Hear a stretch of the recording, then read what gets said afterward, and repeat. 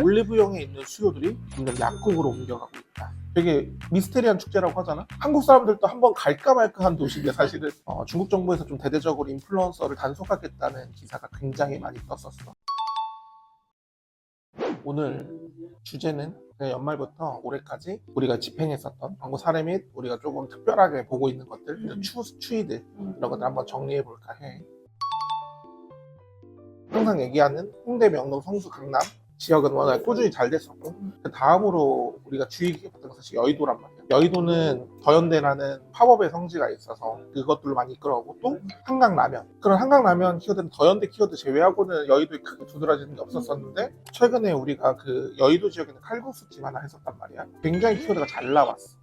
그 이후로 중화권 관광객들도 굉장히 많이 늘었다고 대표님께 말씀드렸었고, 4개 지역을 제외하고더라도 중화권 이슈들이 있는 곳들이라면 충분히 수요가 있다는 걸 다시 한번 확인하는 첫 번째 카테고리에 들어갔던 거라고 생각하고, 두 번째는 약국인 것 같아. 한번 이전에도 언급한 적이 있는데, 우리가 일본에 가면 돈키호테에 가는 것처럼 한국에 오면 올리브영에 간다. 코스메틱뿐만이 아니라 의약품이나 다양한 것들로 인해서 선물도 많이 사고, 이런 부분 이슈가 되게 많았었는데, 올리브영에 있는 수요들이 점점 약국으로 옮겨가고 있다. 올리브영에서 살 수 없는, 약국에서만 살 수 있는 의약품으로 분류되는 제품들이 있었어. 피부 미용에 관련된. 근데 이런 흐름이 결국에는 중화권에도 같이 이어졌던 것 같아.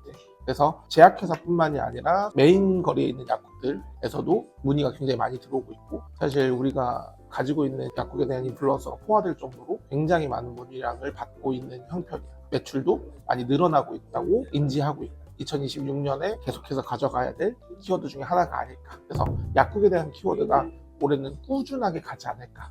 작년 또 메인 키워드 중에 하나는 호텔이라고 보고 있는데, 명동 쪽에 있는 대표적인 호텔 하나를 예를 좀 들면, 우리랑 작년 연말에 처음으로 광고 집행을 했었고 굉장히 잘 이루어졌어. 계열사 호텔이었는데 계열사 내에서도 인정을 받았었고, 기사도 좀 나왔던 사례들도 가지고 있고, 또 어쨌든 지금 촬영 시점에는 아직 도래하진 않았지만 3월달에 BTS가 광화문에서 콘서트가 있고, 계속 이런 K-팝 콘서트나 K-문화 콘서트나 이런 것들이 있었을 때는 그 주변에 있는 상권들이라고 하지, 미용실도 그렇고 호텔이나 요식업들이 다 폭발적으로 수요가 되는 거는 어쩔 수 없는 것 같아요. 인스파이어도 사실 인스파이어 아레나를 통해서 공연을 푼다고 하더라고요. 수요를 늘리면서 외국인 관광객도 유치에 되게 적극적이고, 그 정도로 서비스질을 높이면서 좀 중화권 혹은 외국인 층들을 늘려나가는 이런 시기 또 잘 잡으면 홍보나 이런 부분에서 충분히 잘할 수 있지.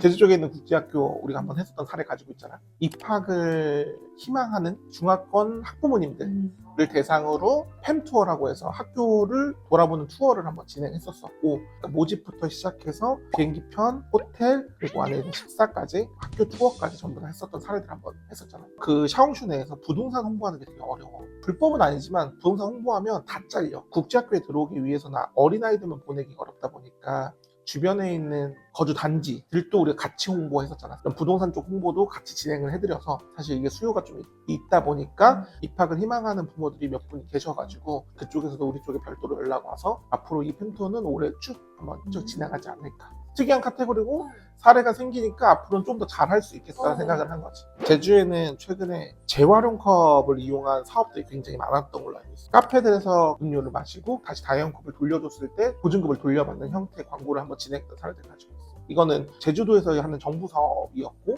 하나의 업체랑 같이 연계해서 같이 진행했었는데 성공적으로 재밌게 했었던 사례들이었고, 조회수도 굉장히 잘 나와서 수요층이 꽤 있었던 걸로 알고 있어요. 우리도 이번에 정부 사업 관련해서는 굉장히 많이 문을 두들기고 있는데, 수출 바우처라든가 관광자 제공기업에도 우리가 등록하려고 하고 있고, 그게 됐었을 때 수혜기업들로 되어 있으신 분들은 우리를 통해서 마케팅비를 좀 아낄 수 있겠지. 그리고 마케팅도 극대화시킬 수 있을 거고. 그리고 한 가지 더 좀 재밌는 사례들로는 작년 이슈됐던 것 중에 하나가 지역 행사였던 것 같아요. 서울, 제주, 부산을 제외하고 소도시에 있는 지역 행사들이 굉장히 이슈됐던 발열들도 많잖아. 작년에 데모넌터스가 인기되면서 김천에 있는 김밥 축제도 외국인 수요가 엄청나게 많이 됐다고 생각해요. 전주에서도 비빔밥 축제라든가, 겨울 같은 경우에 화천의 산천어 축제, 되게 미스테리한 축제라고 하잖아. 한국 사람들도 한번 갈까 말까 한 도시인데 사실은 이런 지역에 있는 축제에서도 중화권 관광객들을 모집하기 위해서 많은 노력을 기울이고 있고, 샤옹슈 내에서도 굉장히 많이 광고를 하고 있다.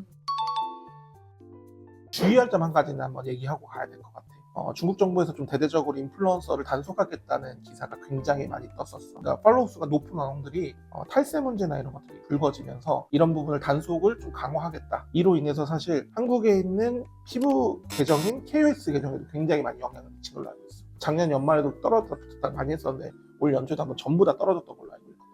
광고 집행을 좀 적극적으로 하는 인플루언서 혹은 좀 팔로우 수가 높은 언론들 이런 단속에 좀 걸릴 수 있다. 불안정한 부분들, 플랫폼에 대한 정상화가 좀 어렵다는 거 인지하고 넘어가면 좋지 않을까 싶어. 중국 마케팅은 결국은 정치적인 영향에서는 벗어날 수 없기 때문에 조금 긴장하면서 광고를 잘 집행해야 됩니다. 이번 편 마무리하면 작년 하반기부터 전반기까지의 이런 이슈들을 한번 짚었던 것 같고 4월, 5월, 6월은 청명절, 노동절, 골든위크가 시작하는 시즌이고 중화권 관광객들이 이제 몰리는 시즌인 만큼 준비하는 것도 중요할 거고 중화권이 어떻게 흘러가는지 한번 보면 좋을 것 같아요. 이 부분에 대한 거는 다음 편에 한번 정리해서 같이 한번 얘기해 보면 좋을 것 같아요.